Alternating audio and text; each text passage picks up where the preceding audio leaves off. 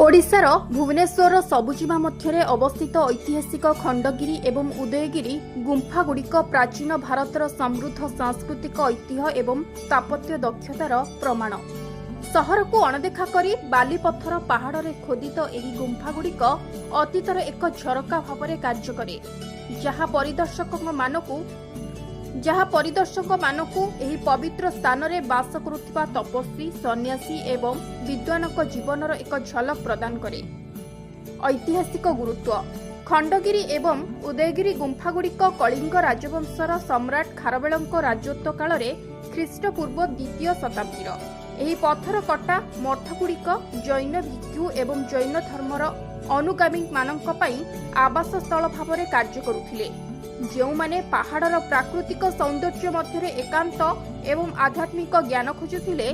गुंफागुड़िक जैन पौराणिक कहानी, राजकीय शोभायात्रा एवं दैनंदिन जीवनर दृश्यगुड़िक चित्रण करुथिबा शिलालेख, मूर्ति एवं रिलीफ सहित सज्जित, जहा प्राचीन भारतर सामाजिक सांस्कृतिक परिवेश विषय मूल्यवान अंतर्दृष्टि प्रदान करे।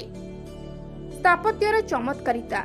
खंडगिरी एवं उदयगिरी गुंफागुड़िक सेमानंकर स्थापत्य कौशल एवं कलात्मक सूक्ष्मता पई प्रसिद्ध, जहा सेमानंकर जटिल कारुकार्य, अलंकारित मुखबंध एवं प्रशस्त कोठरी द्वारा उदाहरण स्वरूप गुंफागुड़िक बहुस्तरीय स्तर रे विभक्त। प्रत्येक स्तर रे पथुरिया भूखंड रे खोदेई होइथिबा परस्पर संयुक्त कोठरी, कोष एवं आंगनर एक नेटवर्क रही।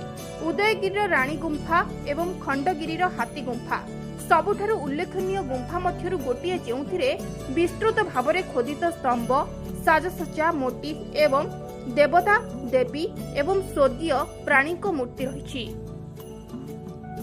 खंडगिरी एवं उदयगिरी गुंफागुड़िक सांस्कृतिक ऐतिह्यर भंडार, जहा प्राचीन ओडिशार आध्यात्मिक दृश्य को आकार देइथिबा जैन, बौद्ध एवं हिंदू धर्मर विविध प्रभाव को प्रतिफलित करे।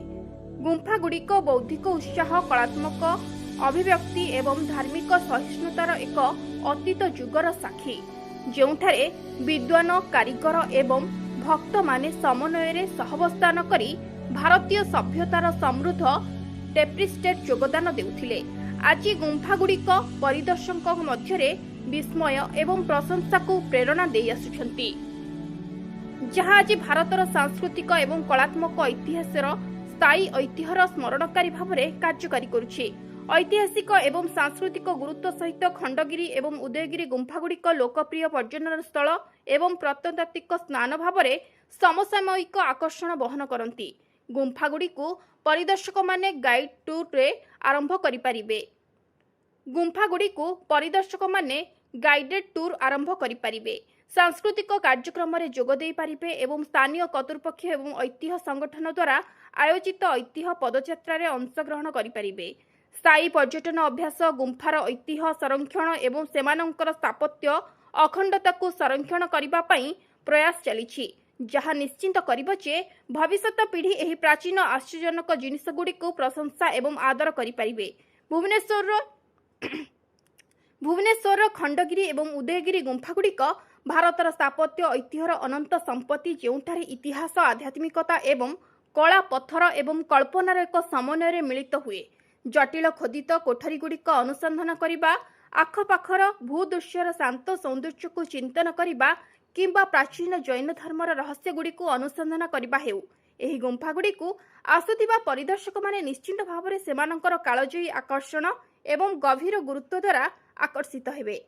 खंडगिरी एवं उदयगिरी गुंफा व्यतीत पार्श्वनाथ मंदिर एवं राणी गुंफा समेत गुंफा निकटरे अवस्थित जैन मंदिर गुड़िक अनुसंधान करंतु। जैन तीर्थंकर पई उत्सर्गीकृत एही मंदिर गुड़िक स्थापत्य एवं उत्कृष्ट कारुकार्य प्रशंसा करंतु।